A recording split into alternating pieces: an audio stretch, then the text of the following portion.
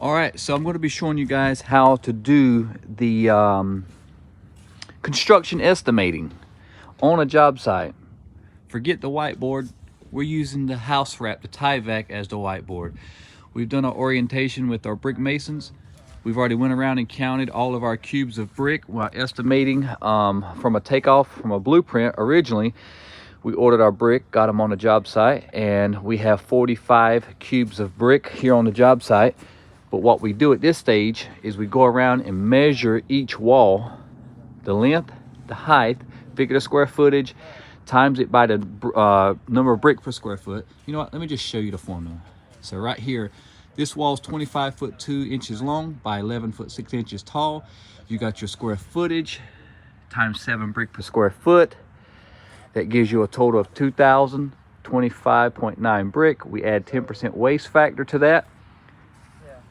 And you see the formulas right here. You got 2,228 brick for this wall. You got 380 brick per cube. How do I know that? I can look at my labels on the brick cubes that are on the job site, and it tells me 380 brick per cube there. So then we simply divide out the number of brick that's going to be needed for this wall by the number of brick per cube, and it tells us we need 5.86 cubes of brick for this wall when you do the estimating on site. So we'll come with a permanent marker, we'll measure this on site, and we'll write it out on the wall. And then once we figure up each wall around the house that's going to have a brick veneer, we estimate every single wall. We estimate the gables as well. There's a different formula for that. I'll show you how to estimate that in a moment. Then we will simply add up every single wall where it says how many cubes of brick we need. And in this case, it came up with 50. So we have 45 cubes of brick here on this construction site. Our estimate from what we just did on the Tyvek with figuring up each wall says we're going to need 50. So there's a 5 cube difference. And normally we would go ahead and order those five cubes so the brick mason wouldn't get to a situation where they're running out of brick. But with the way we did our formula here, we didn't take out any of the windows or any of the openings when we did our math. So if you don't take out any of the windows or any of the openings in your math, you're building in an additional we're basically having all this area an extra brick when we figure our number. So with that being considered, every time we've done this, we've been right on the money or pretty close to being right on the money. So at the beginning of the job, we're not going to order any more additional brick for now. We're just going to keep a watchful eye on the brick masons to see how the job goes and check back in with them maybe a week or so before they finish the brick veneer. And if we're running short, then we'll order the extra 3 cubes or whatnot. But you want to check all this first before you start and make sure, so in case you only got half the materials, you can go ahead and get ahead of it ahead of time. But I wanted to show you how to do the math, how to come on site and write it on each wall, how many brick goes where. See this wall here where you got the gable and you got this funny shaped wall? So what we did, we just kept it as a rectangle first. And we stopped it off right here, and we figured the square footage from here back, and we've got that right there. And so we kind of broke this wall up into sections. For that section, we were going to need 7.17 cubes of brick. That'll be from this wall, that corner, to right there where the gable starts. So we kept this separate and figured up the square footage for that and how many brick. For here, we figured up the gable separately. And there's the math for that. You can pause and screenshot this if you want, but essentially this has a little 1 foot bump up right there. That section from there up. We separated that out, did the math, figured out how much brick is going to go for there. We figured the height of the gable from here to the peak. That was 8 foot, 33 foot 4 wide, did the math, as you can see here. And whenever we got the square footage of this gable, we figured it as if it was just a rectangle. It was a little easier to do that, which was 33 foot 4 times the 8 foot tall, gives you a total of 266 square footage. But since that's a triangle, we divided it in half. It's not a rectangle, it's a triangle, so we divide it in half. It gives us 1.33.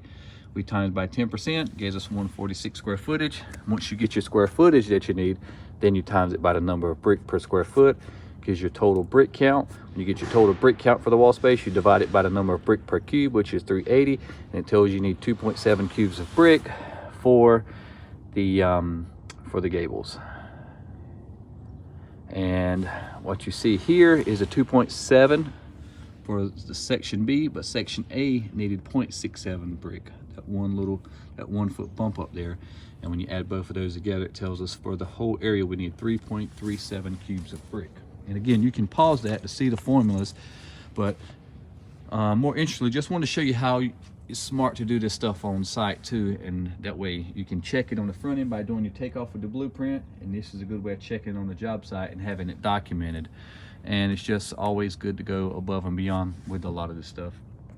And here's the brick wall square footage. We need 9.96 cubes for that. And again, the brick gable is 3.37. When you add those two together, for this total wall, we're going to need 13.3 brick for this whole wall.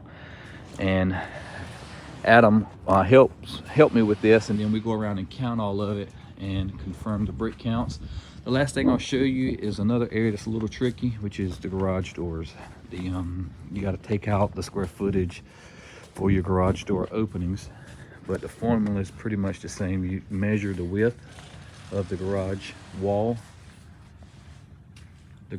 itself, the length and the height, and then you get your square footage of each door and you deduct that opening. We did deduct the openings for the garage doors. We didn't do it for the windows, but we did do it for the garage doors, and here's that formula. And again, you can pause the video once we see this. So you've got your length times height, got your square footage, add the 10%. The next step in this particular formula is you figure the square footage of your garage door openings, which is 63 square foot.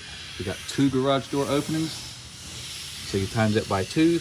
Then you deduct the openings from the wall square footage. So you got your wall square footage minus the openings, leaves you a difference of 150.46 for area where brick's going to go. You take that brick area, times it by 7 brick per square foot. It gives you the total number of brick you're going to need. I put square footage, but that really needs to be brick. Divided by 380, it tells you you're going to need 2.77 cubes of brick for this garage wall. Now you got a gable up front as well. So here's the formula for figuring that. You can pause this again to look at it, but the same thing, length times height plus 10%. In this case, you're going to divide it by 2 because it's a triangle, it's a gable. And then you take that square footage, 228 times 7 brick per square foot. Then you get your total number of brick, 1,600 brick, divided by 380. We're going to need 4.2 cubes of brick for that gable. And you just simply rinse and repeat that process for each one of these garage walls. And once you finish out, you add up the total number of cubes that you're going to need for every wall and compare it to the total number of cubes that you have on your job site. And then make a determination if you want to go ahead and order a few more cubes of brick if needed, or if you're good. Again, in this situation, I feel confident we're good because we didn't take out the window openings, and we're just going to keep a very watchful eye on it, and we will go from there. Hopefully this has been a great video. Hope you got a lot of value out of it. And if you want to learn more stuff about construction, designing and building from a company that is actually in the field teaching things like this, and if you want to see more videos like this of how this stuff's done in the field, feel free to comment, of course subscribe, share this video, and tell me what you got, what was the most valuable thing in this video for you guys in the comment section below.